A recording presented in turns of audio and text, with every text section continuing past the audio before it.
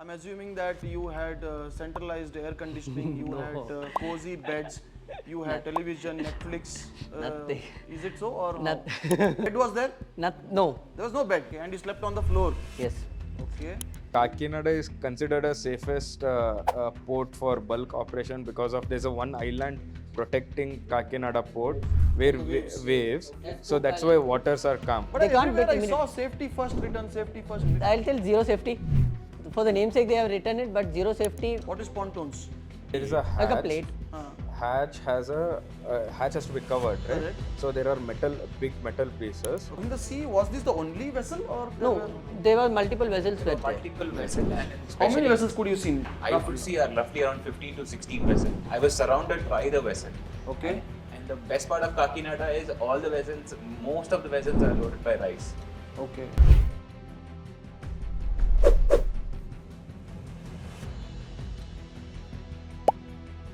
I would like to open this for questions if any of us have any questions that we missed at this stage and want to ask.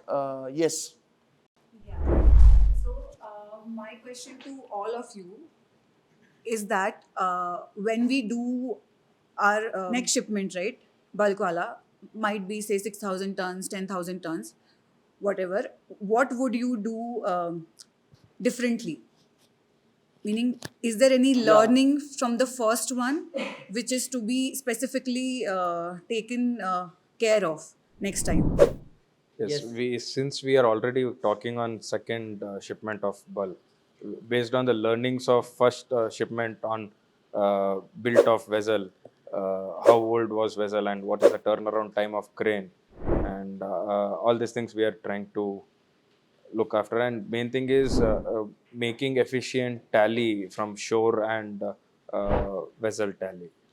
So that there we had missed a few times, making it that we have to take care about that properly. Do you think only people with good amount of money only can get into this kind of bulk trade? Definitely, everywhere liquidation of money is required at every point, Okay. and even we have paid some amount of master also to take the operations very easily. Okay. Okay. Which and once you get into bulk, do you think we should any exporter should stop doing containers? Because the exporter will become very comfortable because he's With not what? just- With bulk? With bulk. Once he tastes the bulk, because he's not just sending 5 or 6 containers, right? He'll be sending more than like 1,000 tons, 2,000 tons, and also it's just one time. Correct. So maybe he'll be very, very much interested doing more of bulk than doing containers. Correct. As we also, I mean, right now we were doing containers for a long time, Correct. and then now it's container. It looks very small work because it's like we are dealing with bulk. Correct. So It's easily definitely 400 containers in one shot. In one shot. one shot. Like 600 tons barges, like 350 tons, 15 containers in a one shot, or 400 tons you take it like a 20 containers in one shot. Correct. 900 tons. 900 tons one small boat. Correct. 40 containers one 40 shot. containers one shot. They are Correct. moving it out. Correct. So that was a thrill we had it in that one. Correct. But from a business point of view, I think everybody should have a spread of containers and bulk to de-risk the business, right? There is an exporter where he can rotate 40 containers in a month. Luckily, he can do the bulk easily. But it all depends upon workability as well. Right. So for Vietnam, there's a lot of rice moving. Right. We can do vessel, Right. but workability is not that, since container freight itself is very cheap. Right. And currently, container freights to West African market is very low. Right. Right. So doing a break bulk in for African countries also is not workable right now at this point. Okay. And normally vessel owners, where do you normally talk to the vessel owners directly, or is it the vessel agents? It's all vessel agents. Where are who are these vessel owners? Meaning, are they businesses? Are they a pool of say high net worth individuals? There are obviously they again call it as owners, head owners. There are partner. They can be vessel can be owned in partnership as well. Okay. But everywhere head owner's decision stands. Okay. Where master is the main person, captain is the main person to take the decision at the vessel, where owner won't interfere. Okay. But in terms of business booking of the vessel, head owners will take the decision. Okay. But head owners will give the vessel for a vessel operator. So who in containers the shipping line issues BL? Yes. in this bulk, who issues the BL then? Is it the agent? Is it the owner? Is it the captain? Agent. The agent will issue the BL.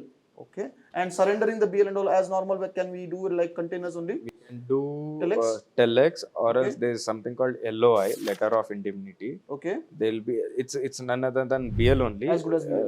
As good as BL, written as LOI. Okay. We charterer and shippers Okay. have to take the LOI in their letterhead Okay. and give the the surrender letter will be prepared at containers. Okay. Same way, the surrender LOI should be prepared and sent to owners for surrender. Okay. You were mentioning something called as mate receipt. What is this mate receipt? Mate receipt is every time BL can't be carried with the receipt, meaning with the vessel for its voyage, right? Okay. So mate receipt is as good as BL, meaning whatever the details at mate receipt, same details will come on the BL.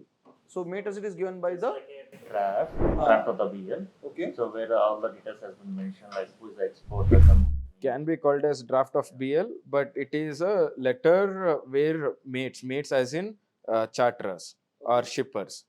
Shippers is referred to mate here. Shippers will sign the mate receipt saying that this much tons of cargo is loaded, and we acknowledge that. Mate receipt. Okay. Okay. Yeah. Do we have more questions? Yeah. I have two questions. One is in what payment terms does the bulk shipment works? It is actually required huge investment to do a bulk shipment. Whether it works on letter of credit or whether it's work on cash against document, and what payment terms does it actually works? Okay. And the second question is Second question is it requires huge amount. Whether like we have done the shipment, like we have partnered with some other exporters also. For first time exporter, whether does he have a chance to get partnered with other exporters to do the bulk shipment? okay. So payment terms. Under what payment terms do orders of bulk work? Most of the bulk works on like bigger quantity, like 20,000 or 50,000. Most of the people work on LC part. LC. LC part. So I that, think it's fair enough, right? Fair enough. The So quantity that- is big. I think the exporter big. also needs some kind of like a, smaller quantities, they can go up to like was scan against document like 6,000 tons and all. They can easily go for scan against document.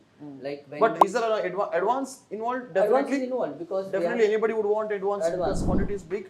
yeah, Since because LC at site can also be discounted, usually when the LCs advance won't be involved, LCs can be discounted. Using that funds, exporter, shipper will use the. So a shipper should always, I think, push for an LC first. Okay. And and the second question was, I mean, if there's a quantity is huge, I think exporters will normally either reject it, or an exporter might say, okay, I'll club with my fellow exporters. Yes. In and then case together- of us, exporter who is not having no knowledge of exports, he can directly do break bulk. Okay. Just partnering with Okay, us. then this brings me to a very interesting question. So, if there are, say, 4 or 5 exporters doing this particular shipment, so then how many BLs? Will there be one BL for the whole cargo, or no multiple multiple players. so each shipper will have his own BL? So that's very good. So that everybody can claim his own money Yes. from the buy. Yes. Okay, very We good. have done smallest of the BL of 350 tons as well. 350 tons also. Okay. So it's that one exporter can pool with other exporters and then take the bigger orders, right? Okay, okay. Yeah. Do we have more questions? So, do you guys believe in this good luck puja? How did you do it? Like, once the ship was ready to depart, did you break the nariyal or apply Yes. tika to the captain? How was it? So we are From Indians, Raj we have the culture. Of We had okay. So let's talk about Indian culture. What is the Indian culture? So when we are starting the good terms, Okay. normally we used to break a coconut Okay. and with the flowers we used to decorate the god. So you did that? Yes, we did first that. batch moment we did, and when we were starting batch, all vessel also we had one puja. After When you were doing that, ship team also was there, or captain? Only you yourself. Okay. Ourselves were there, and stevedoring team was there, and vessel agent was That there. coconut, where did you break it? On the vessel? Yes. Because on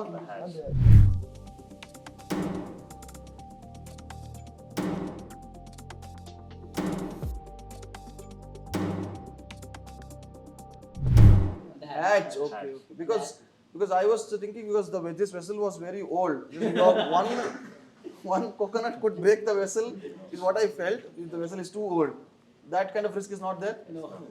Okay, good. So that was about, or I think when the ship departs, I think there is a custom of opening a champagne bottle. Is it true? Yeah. Does it happen? And you saw anybody doing this? No. I mean, normally when a new ship gets launched, They break Okay. the Break champagne the bottle to champagne. the hose. For our case, we done our shipment, then we open the champagne for so ceremony. we did that champagne Ceremony. celebration also. Okay.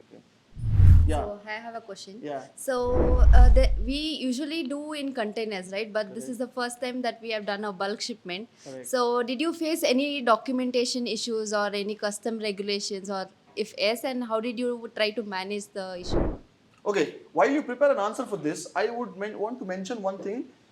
When you said customs, right? So it's very interesting in Kakinada is that there is a customs office which is while transiting to from the boat to a ship, which means if you sit on the boat now and if you want to go to the ship, just when you move like 5 minutes away, there is a customs office where you have to declare that this is my pass, I'm going to the vessel, right? And I need an approval and you need to sign there.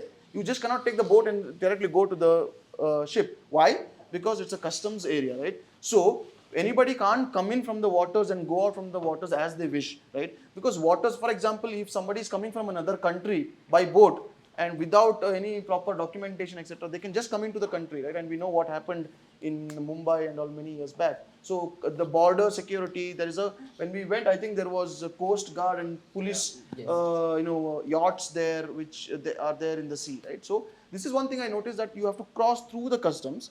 But coming to documentation, did we face any? Here, break bulk shipment clearance will happen in the warehouse itself, where we'll stack the cargo. Okay. Their PQ office. That and means the you have to customs. have a warehouse for this shipment first? Yes. Yes. But in the trucks, it was But going directly to when here in containers we have CFS charges, right? Correct. So in break bulk CFS charges, 30 days warehouse is included.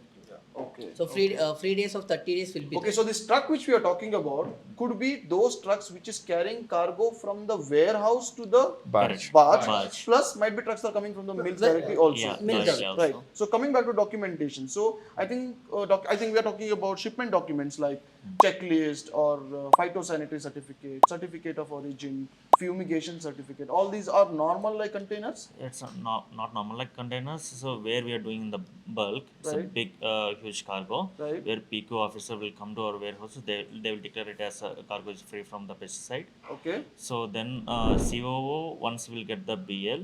Normally this is a general process where we'll get the OBL scan copy. Okay. Then only COO has to be issued. Okay.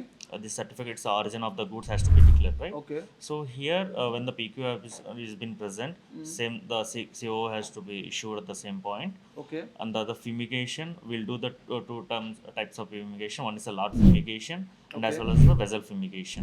Okay. So once the fumigation is done at the vessel, then immediately they will give us the fumigation certificate. Okay. The vessel might have to stop for refueling, Yes. Bunkering. bunkering, which is called, which might have to go to a different country, a different Yes. port, and then Yes. refuel and then go back. So that doesn't it consume time? It consumes usually 8 to 10 hours they'll take for bunkering. Okay. In our case, it was bunkered at Singapore. Okay. I noticed that you, all of you were, be it from the packing of rice, the bag quality, the quality of rice at the production, the tallying of the, bags that is reaching to the barge, the monitoring of the barge loading, then from barge to the vessel loading, and in the vessel also you guys were involved inside the hatch, you were talking to the chief, getting food organized, climbing down the vessel. Then you were at the captain's deck also. I was seeing. So was it done because of curiosity and you took an extra step, or every time is this required? At some point in time, I don't know. Did you were you also advising the captain to how to run the ship, how to go, how fast to go, how slow to go? No. Why are you not going fast? Why are you not going slow? One first point that it matter depend also. Sometimes this purposely some crew they want to delay the shipment. They'll not fasten the loading also. Right. The purposefully because once the detention damage charge, they will get their own money. Right. So sometimes you need to have an eye on them. Right. Why you're stopped. So we are noting that whenever the crane stopped, we were noting the timing also. Okay. So we are informing that captain that your crane is stopped this time. Why it is stopped? Okay. So lunchtime, break time, when you're going to start repair, what time it will be repaired, and we get our cranes back. So this also get a push up to make the faster. And luckily we got the 24 hours of loading. So 24 hours loading was there in our time. Usually they will ask the timing from morning 6 to evening 6 loading. They'll be timing. Luckily we had a 24 hours timing also. So 24 hours day and night. All we of were you loading. had sound sleep in the ship? We had Okay, little okay. bit sleep. Little bit sleep. Okay.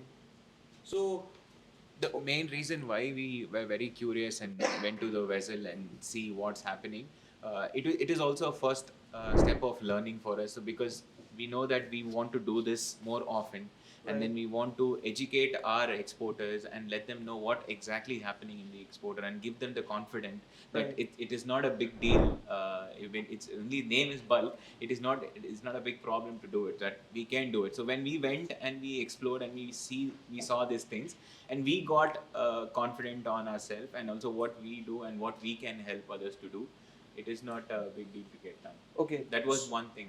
Okay, so what's in for the future? What's running in your mind? What do you want for to the do? next bulk we have got fixed now, no? Right. So we have notified what all need to look into. Like when I did the first time at the vessel inspection, me and Anil did the first time inspection. So we got a lot of learning. Like you can't see container can be weighted, na. So how much tons you're loaded, exact tons you're Yeah, loaded. that's the best part. I think if you are going to put 5 containers in a BL, if you finish that 5, you are okay. You can wait for the next lot to start. But here the lot gets over only when you finish the 7,000 or 8,000 tons. tons.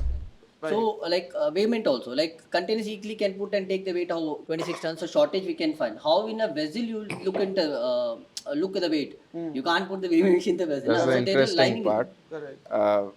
There is they will do draft survey. Draft survey. So we did an empty draft chief- survey and the stuffs draft survey. Before we start loading, the chief officer will do draft survey. Draft survey and he'll give the report. And again after completion they'll do draft survey. With that, they are able to measure weight? Yes, and they will calculate the density of water as well. Okay. And they have their own way of calculating the weight. For the viewers who are for the first time, I would like to say that draft is nothing but the depth of Yes. the vessel that it is in the water. So, if the vessel is inside, It's like a draft is like from the top, meaning surface of the bed of water to the surface of the Water. ship. yeah, Meaning bottom surface of the ship. Surface of the Yeah, like what in a dam and all they know water level is like that they can measure it like that. So I understand that when some vessel is being called, they ask for the drafts. They ask for high tide draft, low They tide call it draft, as a summer draft, Summer winter draft, and tropical draft. summer, winter, and tropical draft, right? So if it is a very big vessel and the draft is not supporting the depth of the sea is not enough near the port, so then they will not allow it to come into deep sea, right? Or deep port. They will tell you to anchor it outside. So these kind of things, right? So very interesting. So what are your my question also was, what are your next dreams as in what do you want to do since if you like this process, right? What is the bulk dream for PWIP? And next should we have be planned doing? like we have to do monthly at least 4 or 5 bulk vessel. What we are having to aim 4 or 5 bulk vessels, and each vessel should be how many tons? like 10,000 tons. So say about 40,000 to 50,000 tons. 50,000 tons also we can consider in a month. And also right now we have just focused on Kakinada as a first thing. And also as we mentioned earlier, there are bulk shipments happening all over all the ports. Like Mundra is one of the biggest port where bulk shipments happening. We can look into that. And that is very strategic. In Kandla port, per day 4,000, 5,000 loading can be done. Yeah. Okay. Because all the ports has to come to the berthing only. There is no anchorage. There's no anchorage. No anchorage. Okay. So that is one. And then again, JNPT is there and Chennai is there. So our dream is to also, like how we have successfully have done orders in containers, in the similar way we want to do it in bulk shipment as well as. Right. So I think this is it. Thank you so much, guys, to join me here on this panel to discuss bulk. I just want to tell our users that no dream is unachievable. If you can dream it, you can achieve it. So we had a similar story. So this story can be yours as well, right? All you need to do is get in touch with us to discuss opportunities. If you have any suggestions, comments, please leave it here. You know what we do. We are on YouTube, we are on Instagram, we are on Facebook, we are on WhatsApp, we are on LinkedIn, right? You can leave us a message in any of these platforms, right? Felicitating the people, the army.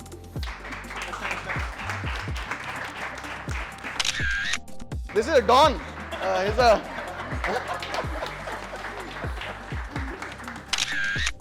traditional Yogesh. Our Chief Joint Officer. Our bigger Don. Huh?